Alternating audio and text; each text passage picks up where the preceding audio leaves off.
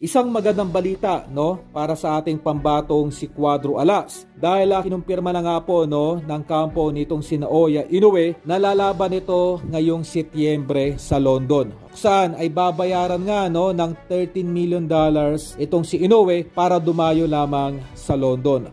Ganun pa man, sa ilalim ng kontrata saan ay ayon pa sa mga taga Saudi Arabian ay kanilang napipisil, no, itong si Cuadro Alas na ilaban dito sa nasabing hapon.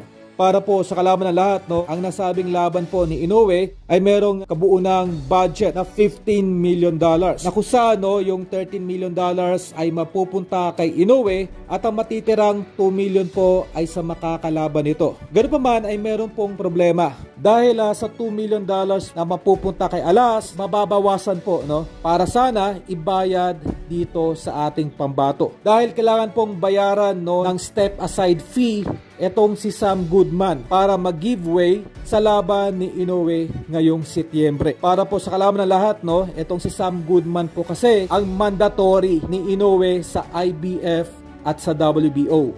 Okay?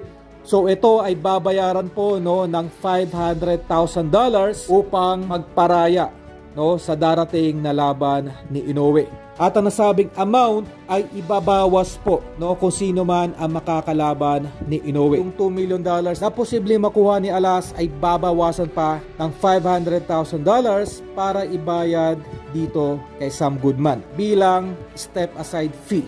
Hindi pa kasama dyan, no, yung kakaltas ng Top Rank Promotion dahil kailangan din pong pumirma ni Alas ng exclusive fight contract dito sa Top Rank Promotion sa oras na may kasa ang laban nito kay Inoue. Hindi pa po kasama dyan, no, yung mga taxes mula sa London. Okay, so atin ang asahan, meron pong malinis na 40 million pesos na lamang na maiuwi itong si Casimero sa oras na may kasa ang laban nito kay Inoue. Okay? Ganun pa man, sa oras na ito ay matalo ng ating pambato, ay malamang sa malamang po ay posibleng maging pantay na ang susunod na guaranteed purse na may uuwi itong ating pambatong si Cuadro Alas.